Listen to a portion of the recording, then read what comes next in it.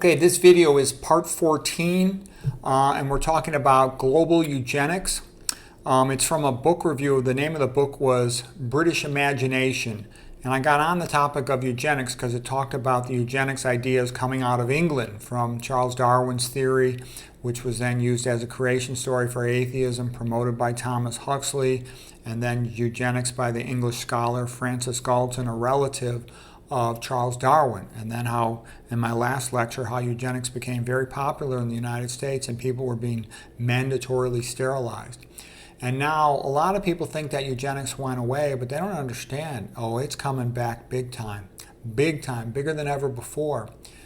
For those of you who know anything about what's going on in the world, there was this Epstein thing on a faraway island, and people found it a little bit interesting that many famous modern university so-called scholars were involved in the whole Epstein business. And here's some of them.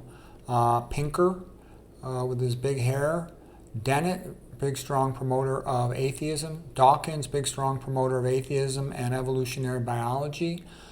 Okay, and the reason I tell you that is what people don't understand is Darwinism, neo-Darwinism, really the same thing. Neo-Darwinism just includes trying to explain things with genetics. They're both really a joke for explanation of macroevolution, meaning origin of species and origin of life. They can explain microevolution, the variety within a species, but that's a totally different thing.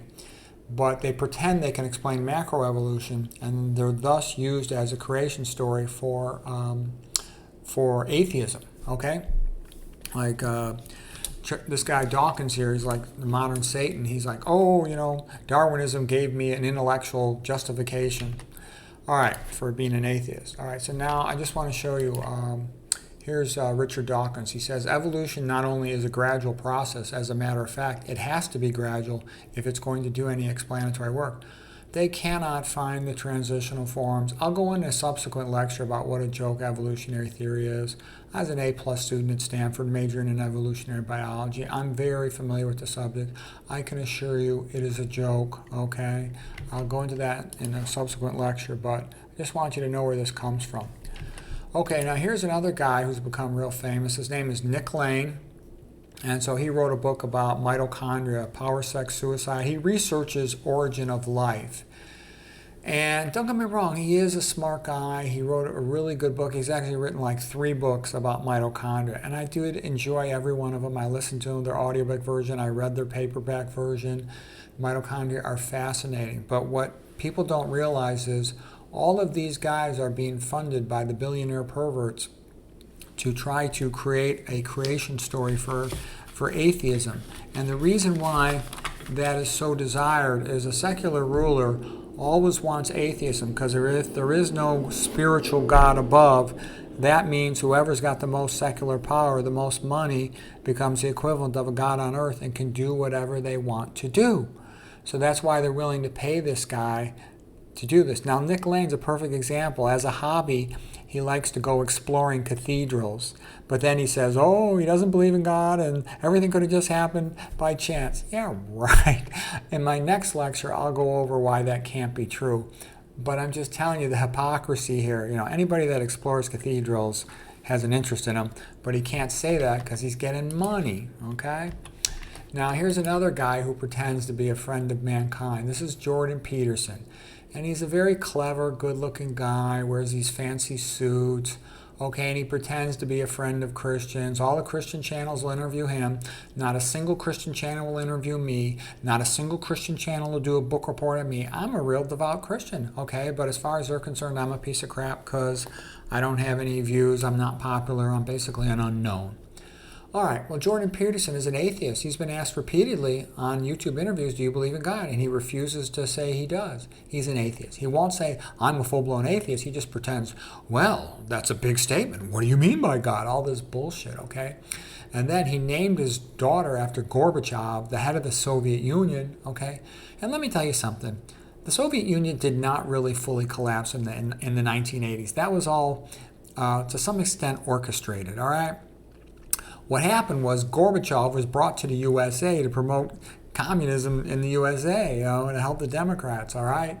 And they just pretended to collapse it. When I say that, I realize that some places did become more free, like Poland, for example. But the reason why I say they pretended to collapse it is, the head guy's still KGB. Come on, give me a break. And Jordan Peterson didn't name his daughter after Gorbachev. He named it because he admires him. He's got pictures of all this communist stuff all over his house. Okay, and then he's a big researcher in personality and IQ, and he tells everybody that you cannot improve IQ, that it's just genetic, there's nothing you can do, which is a crock of BS. I've given lectures before showing how IQ can be improved. And Jordan Peterson goes beyond saying that you cannot improve IQ. He says that people with low IQs, even people who are not mentally retarded, just low IQs, he says they're really not capable of doing any significant job, that they're basically hopelessly stupid. So what I'm trying to show in this lecture is this is becoming the global attitude for global eugenics. Look, there's tons and tons of stupid people. Jordan Peterson says their IQ is genetically fixed, it cannot be improved, that they're fucking worthless, they can't do any job, that there is no God, there is no morality, there is no right or wrong, okay? Humans are just, as evolution says, talking apes.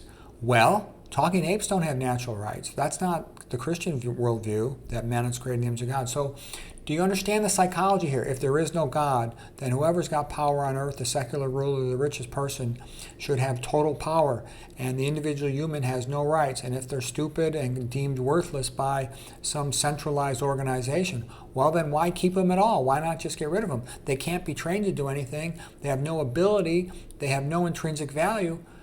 Do you get it by now? What I'm trying to show you is this is being promoted by big billionaires in the public sphere. This idea, there is no God, IQ is genetic, many millions, hundreds of millions, over 1 billion people are chemically stupid, and there is no hope whatsoever of rehabilitating them or training them to do anything significant.